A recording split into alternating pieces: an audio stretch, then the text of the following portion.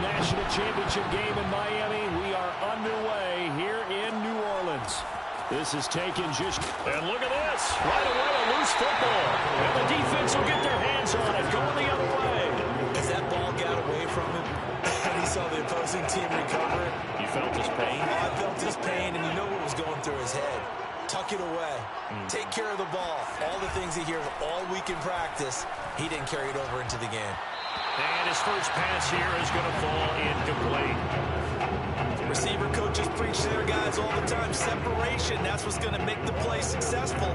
That time there was very little, and I think they were actually fortunate that it was only knocked away and not intercepted.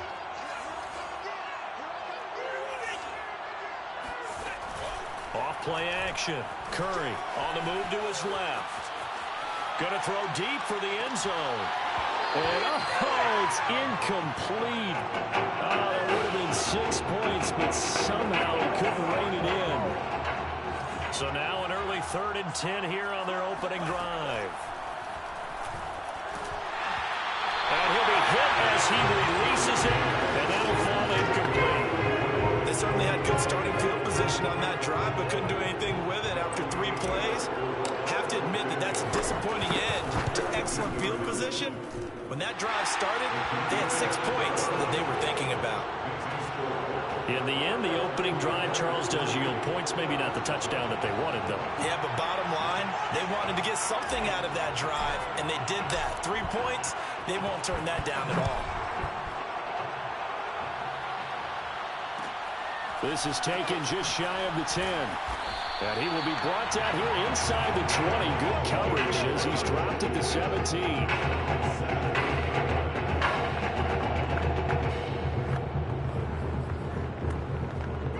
So from the 17 now, here's a 1st and 10. They run the counter. Terry breaks the tackle. He's got room to run.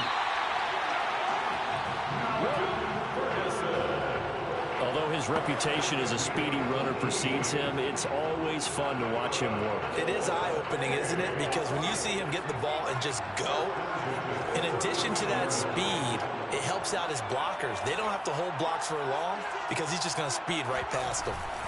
Right back to him on 1st down. And he'll maneuver his way forward for about 4. 2nd and 6. Well, on every play call, you realize it's not going to go for a touchdown. So a lot of your calls are setting things up for maybe later in the game, trying to establish the... Oh, he put it on the carpet, a fumble. And this will be scooped up by the defense.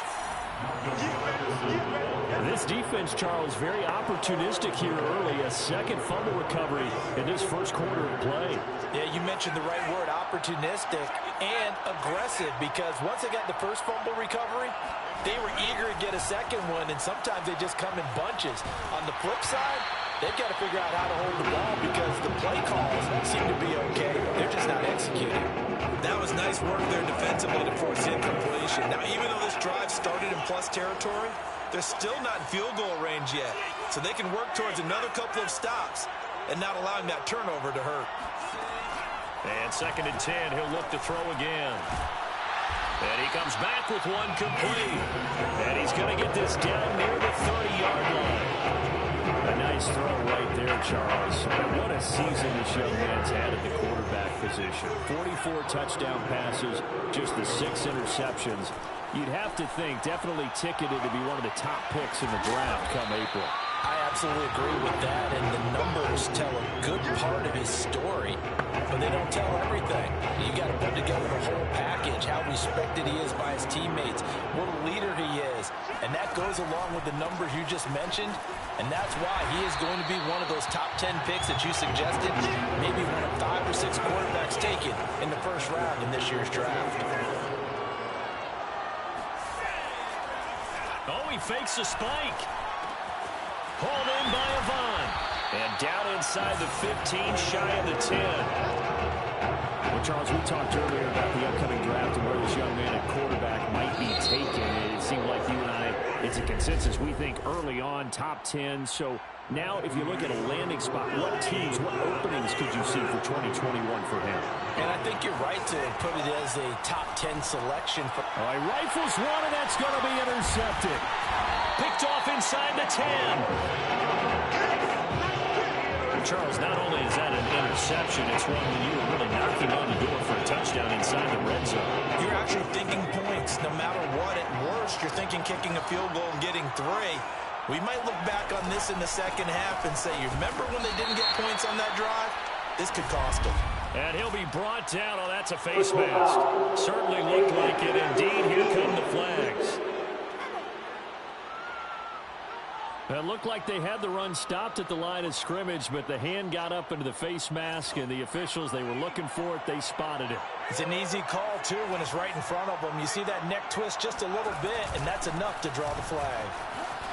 Into the secondary, past the 40.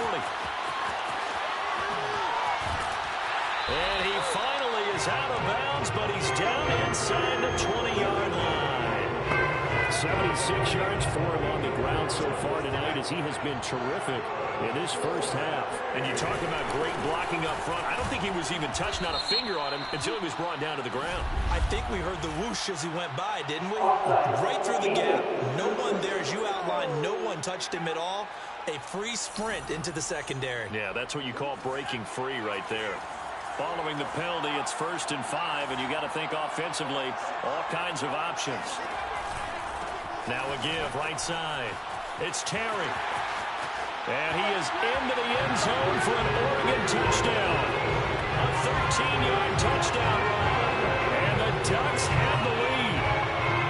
People always talk about one of his biggest strengths, running the football, vision, and he found the spot there, went into the end zone. You're exactly right about that. It wasn't just the vision, right? Once he saw the gap, decisiveness, made up his mind, and about the power to finish the play. Not only did he get good blocking, he created his own space as well. And we'll see a return here from the end zone. And not a good return here at all, as they'll be forced to start at the 12-yard line. The Tiger offense ready to get after it one more time. And the interception thrown in the red zone last time. We'll see if they can rebound. I just have to think the last thing he said as they went back out there was, don't do that again. What do you think? What do you think? Yeah, I think that. I think that not only did he say that, but he also told him, let's put it in the end zone that it's supposed to be in, all right? The end zone we're trying to score. I know we're being a little bit facetious here, but the bottom line is take care of the football, and everything else should flow from there. Quick lesson, never ask the play-by-play guy a question. Hey, you're my partner. I know you're right there with me. Airing one out deep for Holmes here. Into double coverage, and it's intercepted. Picked off at the 30. So that's back-to-back drives where they've thrown an interception. Ordinarily, we look at the offense and say, what's going on with your scheme? Maybe we should look at the defense and just give them a whole lot of credit. They've got them frustrated right now.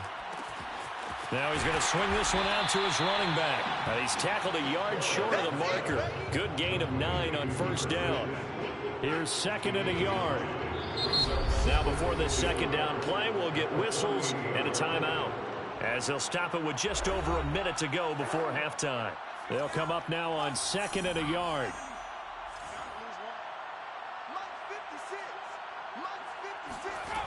From the shotgun, here's Barrett.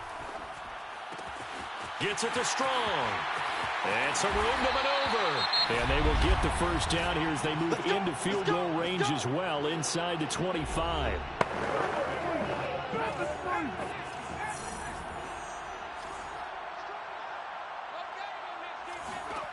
Barrett will look to pass it. He finds his man, complete. It's Terry. And they are able to stop him, but he does take it all the way to the 2. You have to ask the question, where was the help? Because it's a little surprising to me that he'd find that much room to run this close to the end zone. He doesn't quite get there, but he sets his guys up with a 1st and goal.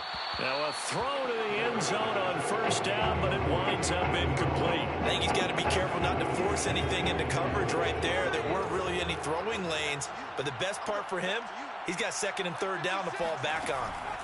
2nd down and goal. Barrett.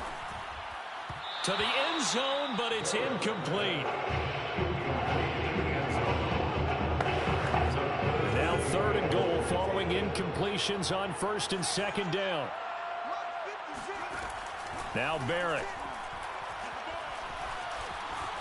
And he'll take it into the end zone for a touchdown. It's their quarterback in the final seconds of the first half. And the Ducks have furthered their advantage.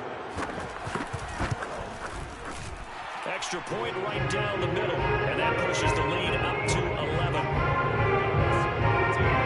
So not much time to speak of remaining in this first half as the kick's away.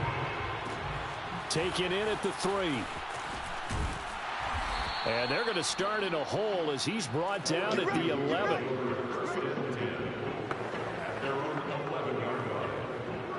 The Tiger offense ready to get after it one more time. And with 7 seconds remaining, not much time to really do anything.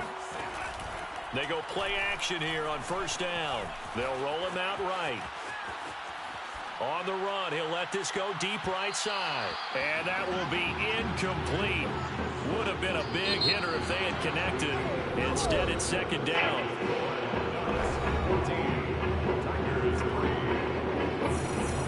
The winner goes on, the loser goes home as we start the 2nd half of this semifinal matchup. Taking it about the 1. And they'll be backed up to start this drive as he's taken down right around the 15.